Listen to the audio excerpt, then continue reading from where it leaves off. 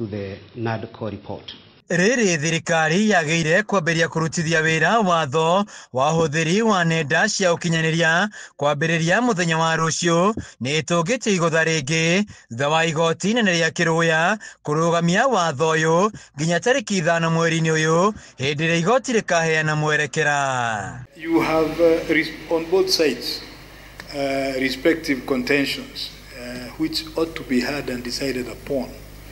I think the wisdom of this court is to hold the status quo by extending my order only up to the 5th of November.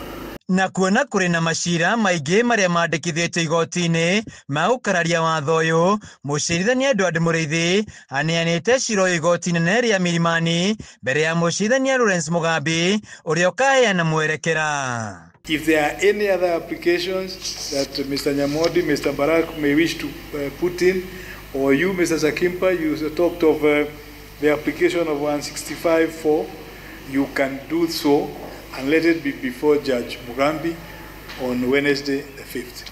Na kuona thikũ 7 iria watho ũyũ ũrarũgamĩtio gũthiraga ũmũthĩ na thikũ 14 thutha wa President William Ruto gwĩkĩra kĩrore watho ũyũ, wakiri wa Njeri Maina George Sakimpa akĩenda igoti kuongerera ihinda makĩria kuona thirikari ya kũrutithia wĩra watho ũyũ.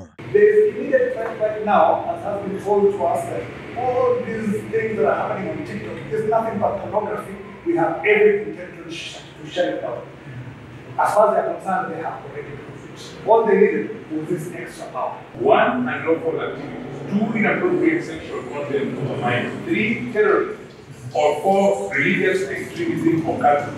And each may issue a directive to render the website inaccessible. But it is only in respect of those 4 instances.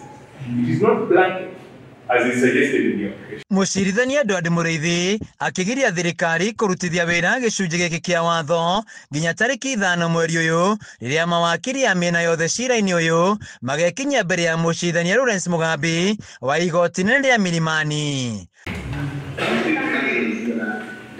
Handũ-inĩ ha Kameme TV kuma igoti inene rĩa Kĩrũya kaunti-inĩ ya Kĩrĩnyaga, njĩtagwo Wainaina wa Kĩarie.